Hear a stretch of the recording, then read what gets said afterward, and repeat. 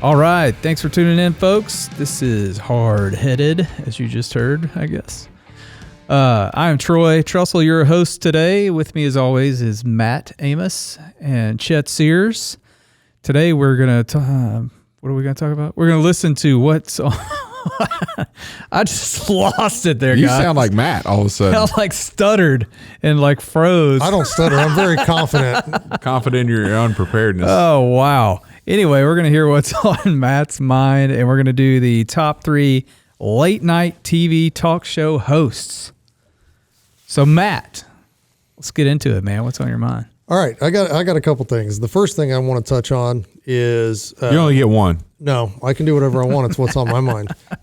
Like what is, not what are. Whatever. I'm going for it.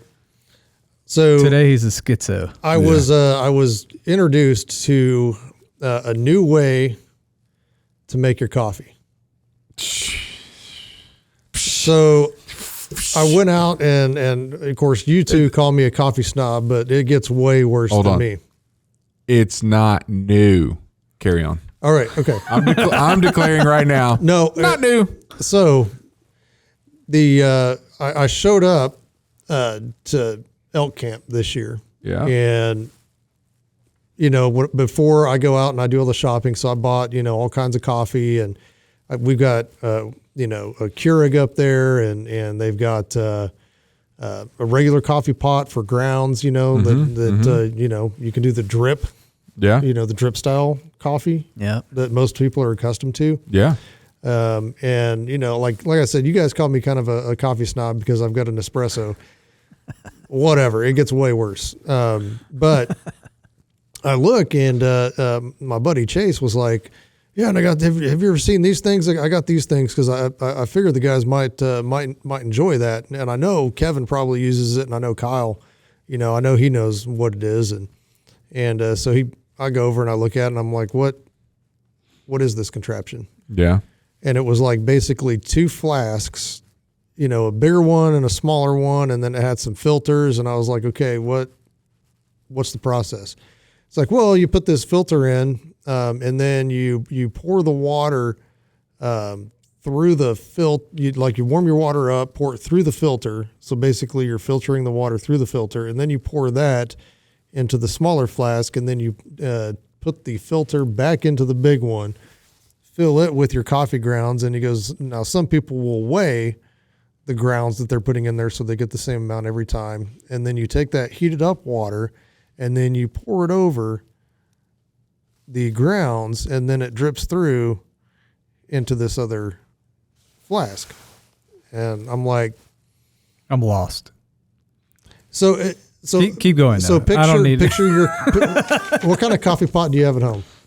just a regular old big pot. Yeah. But you put the grounds in, you have a filter. Right. Grounds, filter, water goes through. So, yeah. Okay. So same thing, except now you're the coffee maker.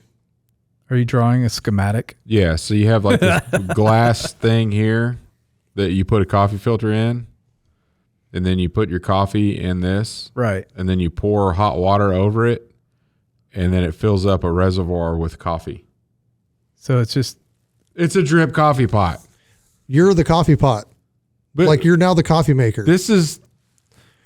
What's the difference? I don't know. that's what I'm trying to figure out. That's why I got lost, because it's like, I stood but there, why are there my 2 flasks? That was my the first flask is for your and it's a smaller flask basically is for your water, just specifically for your water.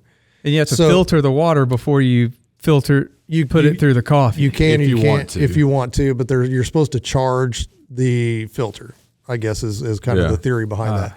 And then you put that, once you dump that, filter that water through, take the filter out, pour that water back into the other one, put the filter back into the big one. So you use the same filter.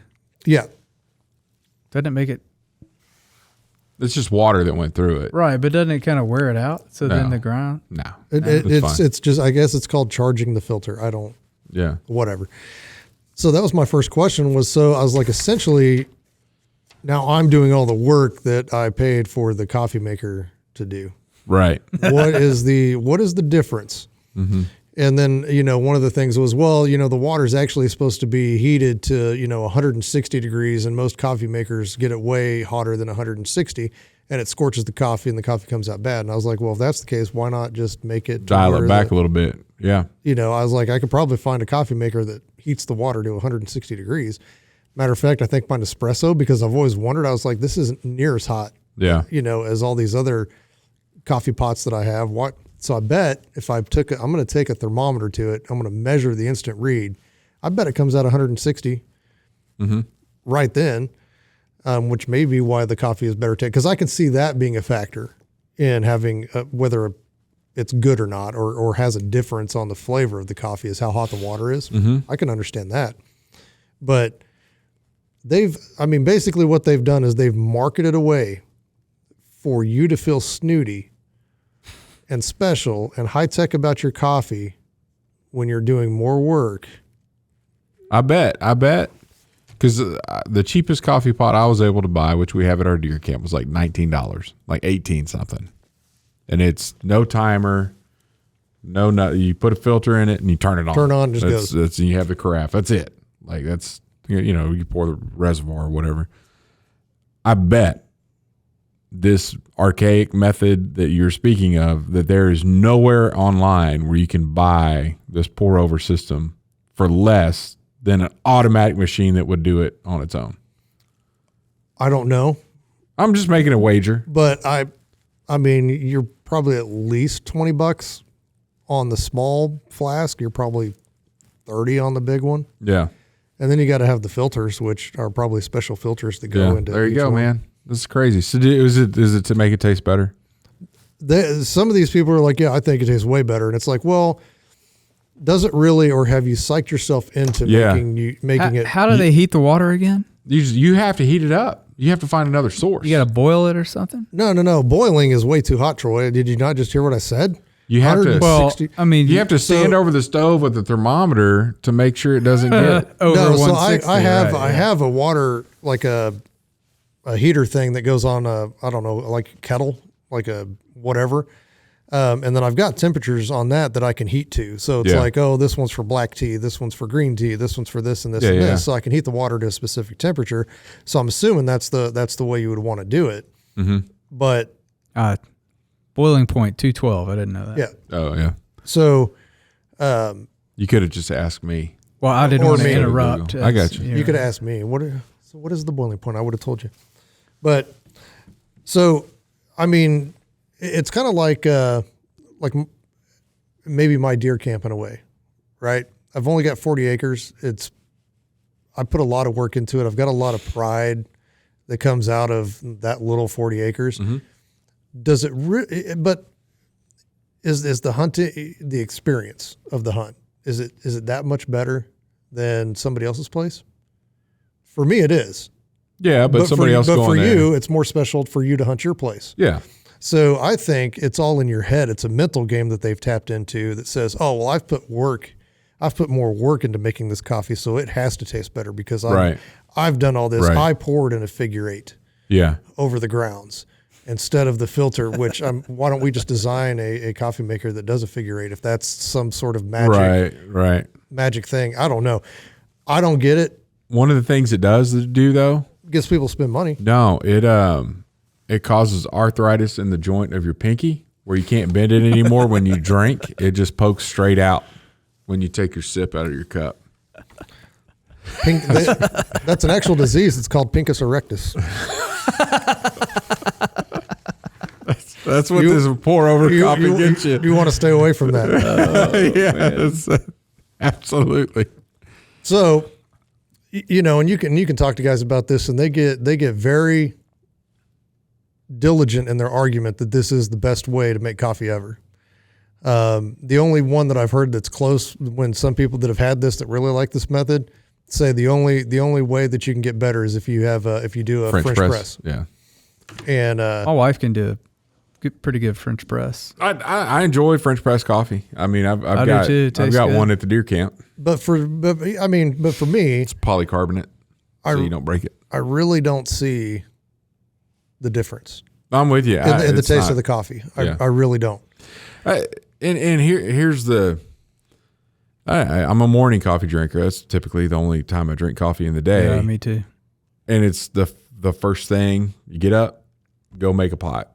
And sometimes I do it the night before. Most time I do it that morning. But it's just like, water, scoops, turn it on.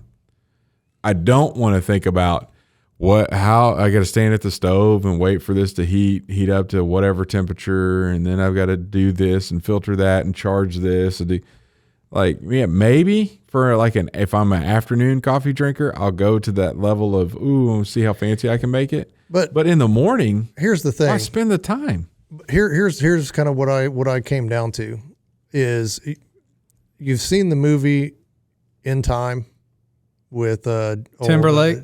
Yeah, Tim Brûlé. Timberlake. Justin Timberlake. JT. Justin. Oh, is that when they have the time on their arm? Right. Yeah. So and when it runs out, they die. Right. So poor people were always running around trying to do things really fast. Like, we've got to get there and we got to get this done. So they drive fast, they run everywhere they go, and they get things done quick. While the rich people with millions of years on their time take their time, they have leisurely dinners, and they're not in a hurry to get anywhere. It really spoke to me about this coffee method. Yeah. Because it's rich people that have the time to be that. How can we make this more complex? Right. How can I feel superior to everybody else and take my time and make this coffee by hand? Like, now I can see it becoming like a fun ritual to do, like when you're at the deer camp and you got nothing but time, stuff like that. Or if you go camping, like we've used our French press when we've gone camping. Yeah, but here's the French press. I don't think takes much more time. Yeah. Well, I'll tell you why it's easy for me is I've got a Breville water electric kettle, basically. Yeah, which is how you would heat the water for this as well. Yeah, but it boils it. You don't have a temperature select on yours? Nope. So mine's not a Breville, and everybody knows Breville is the kind of the creme de la creme of kitchen stuff, in the small appliance department anyway. Right. Because that's what mine espresso is, the Breville espresso. But I forget what my wife bought, but I've got little temperature. I've got warm. I've got it's got degrees on it that I can push a button and it heats it up to it. And I bet it was way cheaper than the Breville. Yeah, I don't know. I didn't go out and buy it. I just happened upon it somehow. My wife got it and didn't use it, and she's like, "I'm going to sell this in garage sale." And I'm like, "I got an idea for that." And so if I'm at the camp by myself, I don't need a pot of coffee. I just need a couple cups of coffee. So I'll pop that thing in there and I eat grits in the morning at the deer camp. So yeah, boil water for grits and French press coffee, just a couple cups of coffee, and then we're good to go. But if we're all there during deer season or something like that, no, we got 12 cups of coffee. You got to do a pot. Yeah. And then we need more water for the breakfast anyway, whether it's grits or oatmeal or whatever. So yeah. I'm with you, man. That's the same thing as your normal coffee pot. The drip. Yeah. I mean, and the worst is a percolator. To me, anyway, because it gets way too hot. I just have fond memories of percolator. This goes back to your experiences, right? It may not be the best exactly. coffee, I mean, you got the blue pot with the little silver thing, and you're going to get the grounds in your coffee because it boils out of there. But yeah, I don't know. So if I remember a lot of nights around a campfire or camping trips. Similar, but it's still, and I won't say it's the instant coffee is the worst. But and there were guys to your point, that's sentimental. That's not a blindfold taste test. It's the best coffee you can have. It's like, oh, I remember this. Yeah. But that's really what it made me think of. I was like, this is kind of like In Time, where I just see these, these really rich people that just don't have anything to do in the morning. And they're like, man, I have all kinds of time. What am I going to fill my time with? Oh, I'm going to be my own coffee maker. I'm going to be my own drip system. So you should have taken it to the next level and blindfold taste tested the guys. I should have. Yeah. I should have. See if they could select which one was which. They're not going to be able to. I know. That's what I'm saying. Prove it to them. There are probably very few people out there, and there are probably sommeliers or something like that can actually probably taste the difference. Mm-hmm. And there are probably people out there that really can. But for the majority of us. He said sommelier, but I heard him say small yays. That's what I heard. It's not dude. a big yay. That's a small That's yay. a small yay. What do you do for a living? I'm a small yay.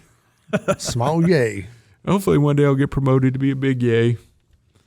Anyway, you had multiple things. I was going to, but this one a little longer than I thought it was going to go. Okay, you gonna save the I'll other one? save my other one for the next time. But yeah, So would Pinkus Erectus dysfunction be a good thing? yeah, there's probably a pill for that. All right, let's take a break. You got to go get a shot. Are you driving traffic to your website? Do you have an engaging homepage? Better yet, does your homepage have a video? We recently created a video for a client about his business and the services they provide. Since he placed the video on the homepage of their website, he has had a number of clients specifically say they decided to use his services because of that video. At Trussell Media, we help businesses create engaging videos to host on their websites, email to clients, and use in their social media marketing. Contact us if you're interested in creating a video for your homepage today. TrussellMedia.com. Fill out the form at TrussellMedia.com/contact. Let us help you tell your story through video. All right, we are back. Thank you for sticking around. We are about to get into the top 3 late night TV show talk show hosts. God bless you. That was a cough. Oh. You don't bless people for coughs, just for sneezes for some reason. I think we should change that. Yeah. Because, yeah. Anyway. Chet, we're going to start with you. What you got? All right. I'm up in the air on my number 3. I've got a couple here. So I may, if I come in with an honorable mention later, it's because you didn't mention one of the number 3s that I may have picked. Okay.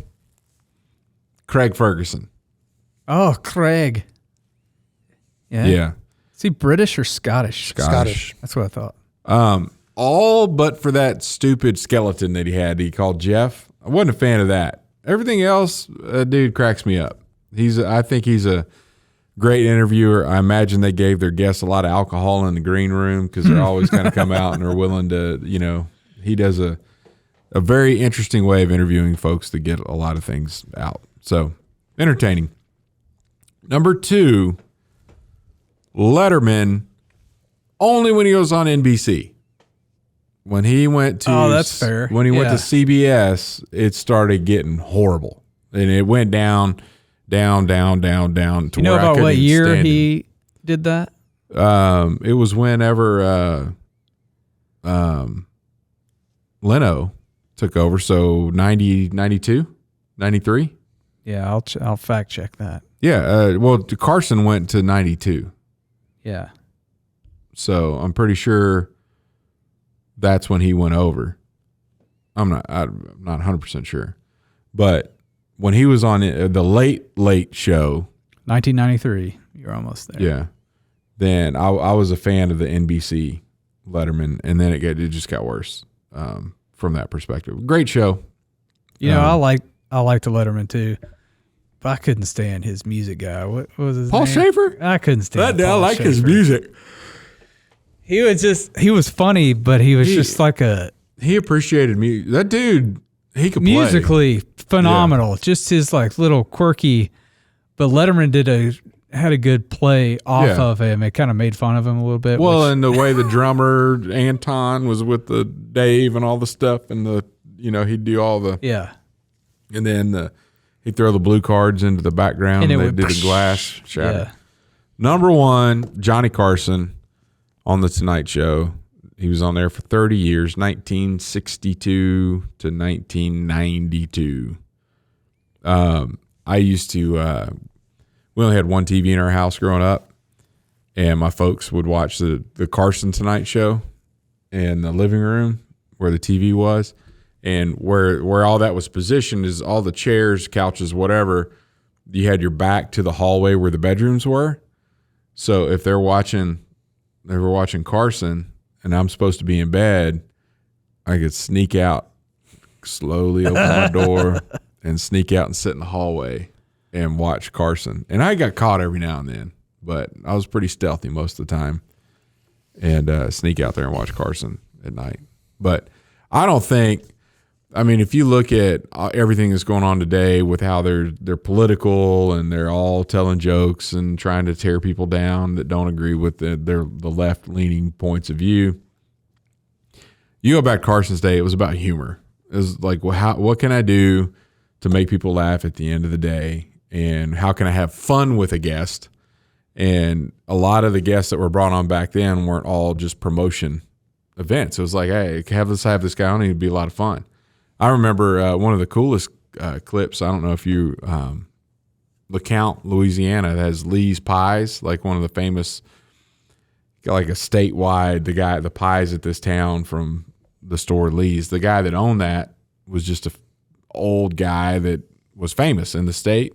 They had that joker on the Tonight Show, and that was one of like a hilarious interview with him.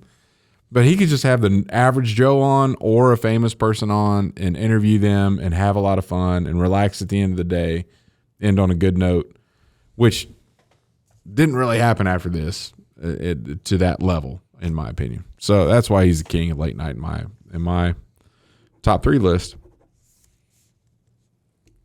Good list. Not bad. What do you got, Matt? Not much, because I don't watch any late night shows. For that exact reason. Political. Yeah. I'll catch snippets of various ones, if I'm scrolling through, Facebook videos or something like that, and there will be a interview or something like that. I'll stop and watch, and some of them can be very funny, but on a lot of them, I just can't get past the monologue. Yeah. Because it's just like, okay, here we go again. Now it's all political, and now I don't agree with you politically, so I don't even want to really watch your show, because I know the direction it's going to take because of the type of people that you will typically have on. Yeah. But that being said, number 3, some of the best clips that I've seen online have been from Graham Norton. Yep. You know who we're talking about? He's British. Yeah. So, and I don't like the British accent to begin with, but for whatever reason, I can stand to listen to him on TV, because he'll get 3 or 4 of them, 3 or 4 actors, or whoever guests together at the same time, and they can all kind of play off of each other. And Matt just offended all of our British listeners. Yes. I'm one of you from way back, so whatever. Yeah. But I just learned to speak correctly. So, Wow. But it's well, maybe it's overdone in movies, because you have American people speaking with a British accent, and then they're really overdoing it, and then you've got the English actors who do an American accent and they do it perfect. Whatever. Yeah. It's just weird. But anyway, so I kind of like some of the clips that he's done with him. Tom Hanks, and he can really get people to like come out of their shell. I like just that he puts everybody on at the same time. Yeah. So that all of them are talking. They're all on the couch kind of thing. Oh, that's fun. Yeah, and there's some really, I can't think of one directly off the top of my head, but really some really funny bits. Number 2, Craig Ferguson. I've probably watched more clips from him from various times, and he doesn't care, or at least you get that feeling when he's interviewing somebody, like he really doesn't care what other people think. So he just talks, and they have a conversation, and some of the best interviews that I've seen and answers from guests are people that have been on that show. Yeah. Because they've just given really honest answers, and he has a very good way of tearing down that kind of that wall. And, and you got people that come back multiple times, and they're like, this is my favorite one to be on because of this, and then you watch them in other stuff and they don't say that. And so he's obviously a very good interviewer, like you said. And then number 1, Connan, and only because he has the ongoing skit.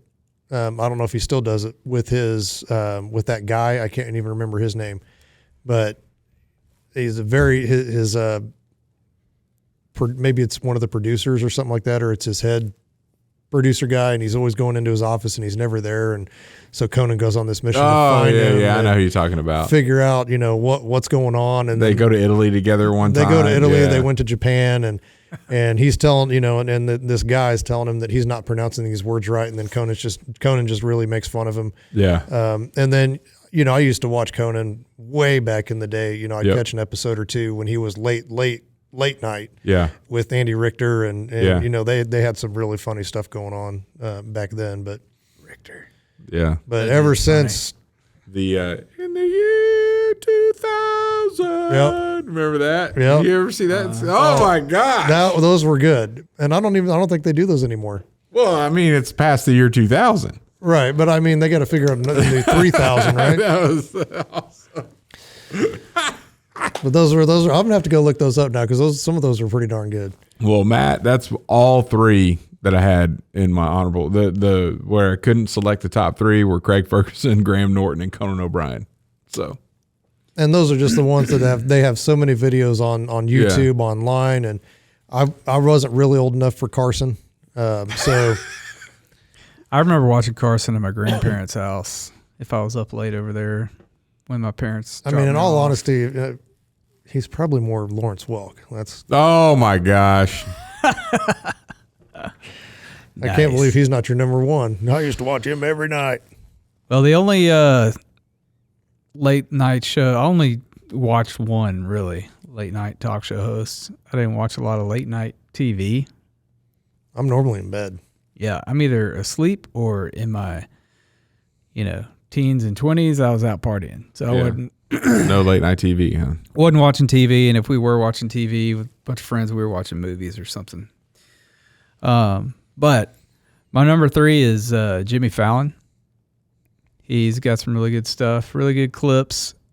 I kind of got turned off by him during COVID. Politically during COVID and the Trump era. I think he's funny. He's hilarious when he's not political. 100%. Like he's extremely He's got funny. some phenomenal skits on there, especially musically. He's very musically talented and does some really cool And he can stuff. do some voices very well. Yeah, he can.